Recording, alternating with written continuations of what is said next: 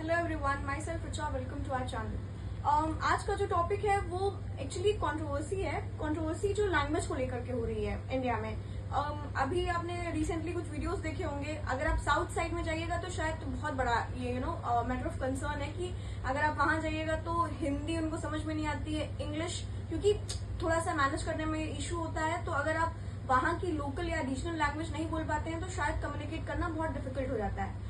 Apart from south का अगर recently एक और जो न्यूज में रहा है वो एक मराठी का रहा है, बेसिकली महाराष्ट्र का रहा है, जो मराठी लैंग्वेज को बोलने पे बहुत ज्यादा ये कर रहा था कि आप इस लैंग्वेज में बात करिए तभी फर्दर कम्युनिकेशन होगा। तो पॉइंट ये है कि लैंग्वेज को लेकर के जो इश्यूज चल रहे हैं ये क्या इश्यूज हैं। तो देखिए, अगर हम इंडिया की लैंग्वेज पॉलिसी की बात करें तो जो हमारा पूरा देश है, अगर पूरा भारत की बात करें तो भारत में लगभग 100 से अधिक भाषाएं हैं जो बोली जाती हैं अलग अलग क्षेत्रों में।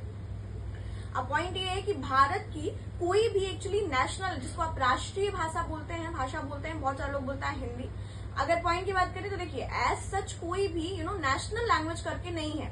हाँ, कॉन्स्टिट्यूशन का आर्टिकल 343 क्लॉज 1 है जिसमें हिंदी और इंग्लिश को ऑफिशियल लैंग्वेज जो होने की बात की गई है, रखने की बात की गई है, लेकिन एज सच कोई नेशनल लैंग्वेज नहीं है।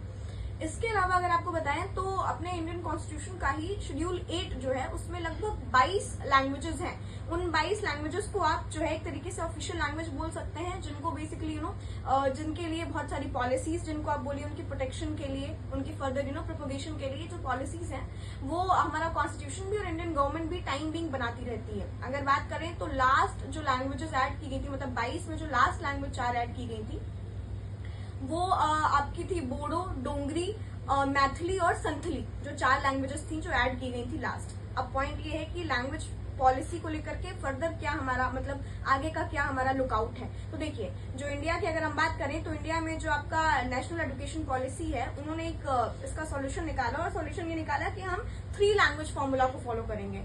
अब 3 लैंग्वेज फॉर्मूला क्या होता है कि कोई भी स्टूडेंट, कोई भी इंसान, कोई भी स्टूडेंट जो अभी एजुकेशन में जा रहा है या पढ़ रहा है किसी भी लेवल पे, वो 3 लैंग्वेजेस को जानेगा और पढ़ेगा 3 के बारे में। अब 3 में क्या है, एक तो है इंग्लिश, दूसरी हिंदी, तीसरी जो भी उनकी मदर टंग है या आप उसको रीजनल लैंग्वेज बोल सकते हैं। कि अगर कोई बिहार का है, अगर कोई मध्य प्रदेश का है तो हिंदी इंग्लिश के अलावा जो भी बिहार की लोकल लैंग्वेज है, रीजनल लैंग्वेज है, मदर टंग है, वो भी वो बोलेगा, वो भी वो जानेगा।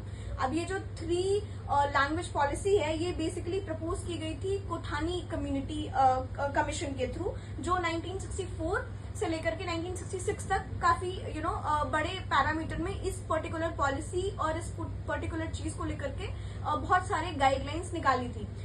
ये अगर 1966 की बात करें तो 1966 के बाद 2020 में भी जो नेशनल एजुकेशन पॉलिसी रही है उसने इस कमीशन की ये जो रिकमेंडेशन है इसको अडॉप्ट किया था और इसको माना था। लेकिन ये कॉन्फ्लिक्ट इशू कहाँ पे बना, साउथ इंडियन स्टेट्स में। बेसिकली जो सारे ही साउथ इंडियन स्टेट्स हैं, प्रिसाइजली तमिलनाडु की अगर हम बात करें तो तभी भी उन्होंने ये अपोज किया था, अभी भी उन्होंने ये अपोज किया। 1965 में बहुत प्रिसाइजली एंटी हिंदी प्रोटेस्ट उन्होंने शुरू किया था। इस प्रोटेस्ट में उनका कहना क्या था, देखिए इस प्रोटेस्ट में सिंपल उनका कहना ये था कि भाई हिंदी को एक्चुअली अगर ऐसा मैंडेट कर रहे हैं तो बेसिकली दे आर ये थोप रहे हैं हमारे ऊपर, क्योंकि हिंदी लैंग्वेज बोलना हमारे लिए उतनी फिजिबल नहीं है, उतना इजी नहीं है हमारे लिए। तो हम क्या बोलेंगे, तो हम 2 लैंग्वेज पॉलिसी क्या थी, इंग्लिश एंड देन उनकी जो भी रीजनल साउथ लैंग्वेज है, उनकी तमिलियन है, जो भी है वो उनकी पॉलिसी जो भी उनकी लैंग्वेज है, तो 2 लैंग्वेज पॉलिसी को फर्दर वो प्रिवेल करेंगे और उसी को मानेंगे। आज तक की अगर बात करें तो देखिए, साउथ में आज भी ये 2 लैंग्वेज पॉलिसी ही चली आ रही है और कहीं ना कहीं लैंग्वेज को लेकर के कॉन्फ्लिक्ट अभी भी है। अब इसमें कुछ 1-2 जो भी अभियान चलाए गए थे शिक्षा को लेकर के गवर्नमेंट के थ्रू, तो इसका रेपरकर्शन क्या हुआ है कि गवर्नमेंट ने वो जो अभियान में जो मनी जो देना था हर स्टेट को, लगभग 26 राज्य और यूनियन टेरिटरीज ऐसे थे जिन्होंने इसका फायदा उठाया इस अभियान का, उसमें से जो भी साउथ इंडियन स्टेट्स रहे हैं वो इस पर्टिकुलर बेनिफिट से कहीं ना कहीं इस पर्टिकुलर बेनिफिट को वो नहीं ले पाए हैं। तो आपका क्या कहना है इस बारे में, please do let us know in the comment section. Thank you for watching.